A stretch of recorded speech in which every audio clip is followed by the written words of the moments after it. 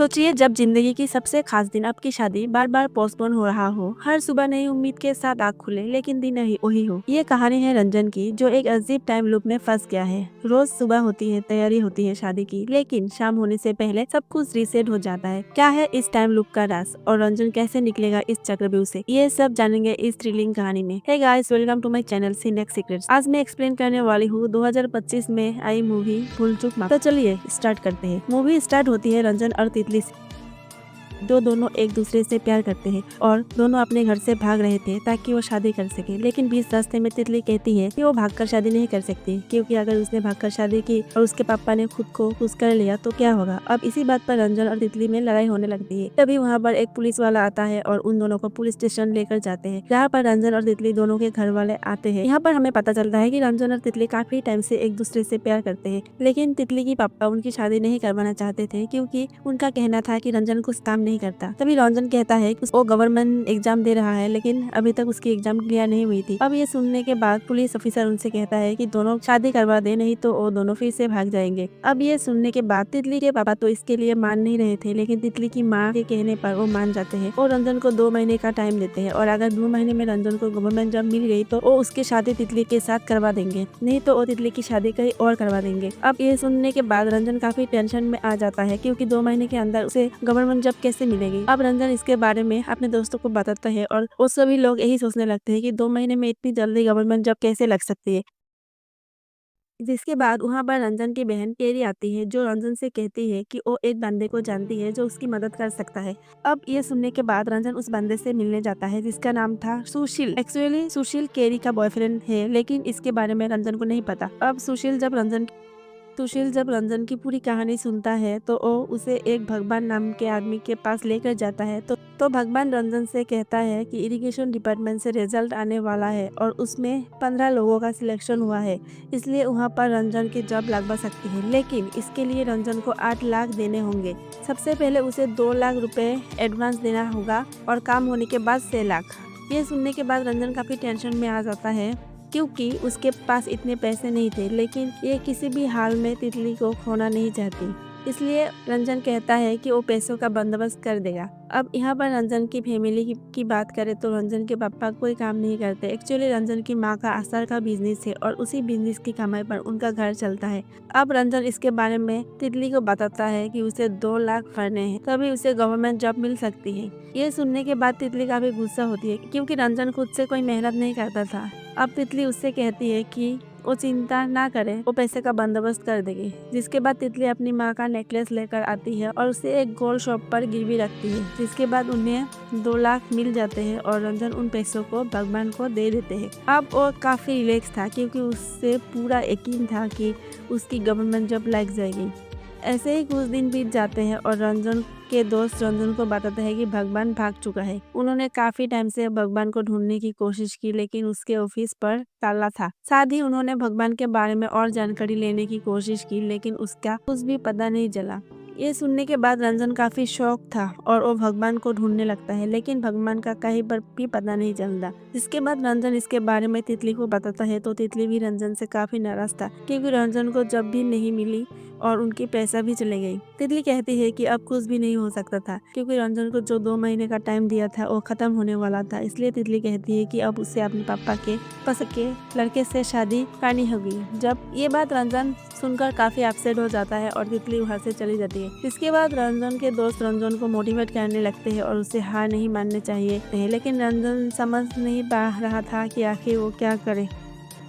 तभी एक आदमी को देखता है, जो कि कह रहा था कि उसने शिव जी के पास मन्नत मांगी है कि उसकी बहू को बच्चे हो जाए। वो कहता है कि वो सारे डॉक्टर को दिखा चुके हैं और सब कुछ नॉर्मल है, लेकिन फिर भी उसके बेटे और बहू को बच्चे नहीं हो रहे थे, इसलिए उसने मन्नत मांगी कि अगर उन्हें बच्चे हो गए तो वो गांजा हो जाएगा। अब ये बात सुनने पर रंजन के दोस्त उसे कहते हैं कि वो भी मन्नत मांग ले। अब रंजन भी उनकी बात सुन लेता है और मन्नत मांगने के लिए चला जाता है, लेकिन वो समझ नहीं पा रहा था कि आखिर वो मन्नत मांगे क्या। मतलब कभी वो सोचता है कि वो गांजा हो जाएगा, लेकिन ऐसा वो कर नहीं सकता था। जिसके बाद वो डिसाइड करता है कि वो पूरी लाइफ ब्रह्मचारी रहेगा, लेकिन फिर उसे याद आता है कि वो तो शादी के लिए ये सब कुछ कर रहा था। जिसके बाद रंजन एक पंडित जी के पास जाता है और उनसे पूछता है कि आखिर वो मन्नत क्या मांगे। इसके बाद पंडित जी उसे कहती है कि वो पूरे दिल से शिव जी को दूध चढ़ाए और कहे कि वो एक नेक काम जरूर करेगा। अब ये सुनने के बाद रंजन काफी खुश होता है। अब वो जाकर मन्नत मांगता है। इसके बाद रंजन जब सो रहा था तो अगले दिन उसे भगवान का कॉल आता है और वो उसे बताता है कि वो रंजन के काम के लिए लखनऊ गया था और रंजन को गवर्नमेंट जॉब मिल गई है। ये सुनने के बाद रंजन का खुशी का ठिकाना नहीं था। अब हम तितली को देखते हैं, जिसे देखने के लिए लड़के वाले आए थे। तभी उसे रंजन का कॉल आता है और वो उसे बताता है कि उसे गवर्नमेंट जॉब मिल गई है। जो सुनने के बाद तितली का भी खुशी का ठिकाना नहीं था और वो उस लड़के वालों को वहाँ से भगा देता है। जिसके बाद तितली के पापा इसके लिए नहीं मान रहे थे क्योंकि उनके 2 महीने पूरे हो चुके थे, लेकिन तितली और उसकी माँ उसके पापा को कन्विंस कर लेता है। तभी वहाँ पर रंजन भी अपनी फैमिली को लेकर आता है। सभी लोग मिलकर शादी की डेट फिक्स करने लगते हैं। क्योंकि रंजन और तितली को जल्दी जल्दी शादी करनी थी, इसलिए वो डिसाइड करते हैं 30 तारीख को ही शादी करेगी। अब सब लोग इसके लिए मान जाते हैं। जिसके बाद उनकी शादी की तैयारी शुरू हो जाती है, जहाँ पर शादी के सारे फंक्शन शुरू हो जाते हैं, जिसकी वजह से रंजन और तितली काफी ज्यादा खुश थे। उनकी हल्दी का फंक्शन था, जिसके बाद रंजन काफी ज्यादा एक्साइटेड था क्योंकि कल से तितली उसकी वाइफ होने वाली थी।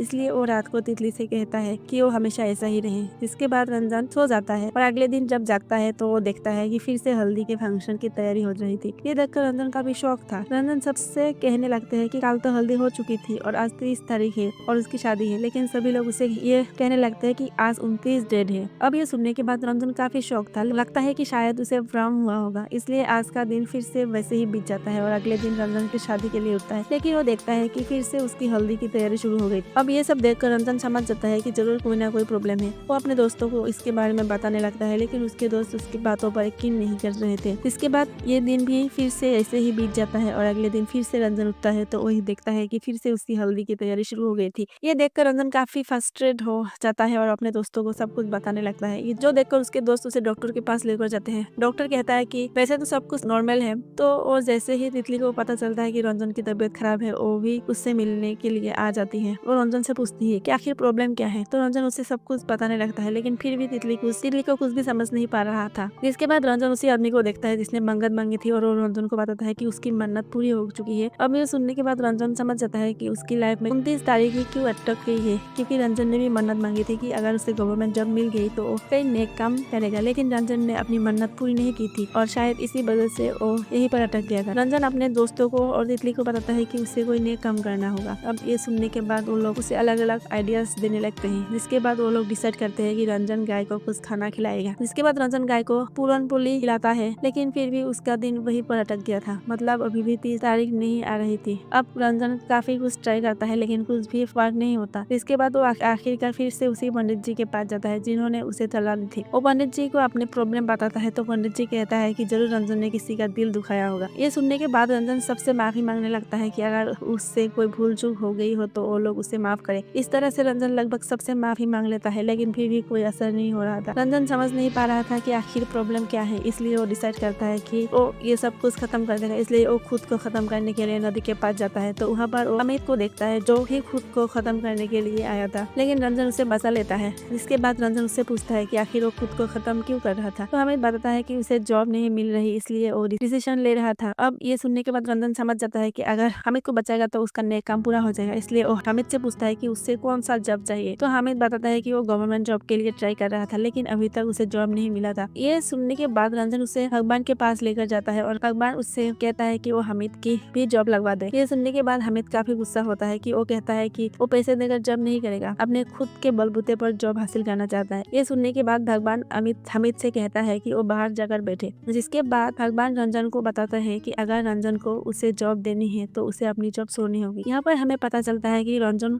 को पैसा देकर जो जॉब मिली थी वो एक्चुअली हामिद की थी। हामिद का नाम हटाकर ये भगवान ने वहाँ पर रंजन का नाम दिया था। ये सुनने के बाद रंजन काफी टेंशन में था क्योंकि अगर वो अपनी जॉब छोड़ देगा तो उसकी तितली की शादी नहीं होगी, इसलिए रंजन ऐसा नहीं कर सकता था। अब रंजन अगले दिन जब फिर से उठता है तो उसे हामिद का याद आता है और वो फिर से उसे बचाने के लिए चला जाता है। अब ऐसे ही कई दिनों तक चलता है और रंजन समझ नहीं पा रहा था कि आखिर वो हामिद की मदद कैसे करे। वो हामिद से पूछता है कि उसके लिए वो जॉब इतनी इम्पोर्टेंट क्यों है। तो हामिद बताता है वो एक ऐसे गाँव से बिलोंग करता है जहाँ पर पानी बिल्कुल भी नहीं था, इसलिए उसके पापा ने काफी सारे कंप्लेंट्स भी की, लेकिन उनके गाँव में पानी नहीं आया, जिसके बाद उन्होंने काफी उम्मीद से हामिद को यहाँ पर पढ़ने के लिए भेजा ताकि हामिद इरिगेशन ऑफिसर बने और अपने गाँव की प्रॉब्लम सॉल्व कर सके। अब हामिद काफी सालों से गवर्नमेंट एग्जाम की ट्राई कर रहा था, लेकिन इस बार उसे काफी अच्छा पेपर गया था, लेकिन फिर भी उसे जॉब नहीं मिला। लेकिन उसके पापा को पूरा यकीन था कि हामिद को जॉब मिल जाएगी, इसलिए वो काफी खुश थे और उन्होंने पूरे गाँव को मिठाई बांट दी थी, क्योंकि अब सबको लग रहा था कि अब उनकी पानी की प्रॉब्लम सॉल्व हो जाएगी। लेकिन हामिद को तो जॉब मिली ही नहीं थी,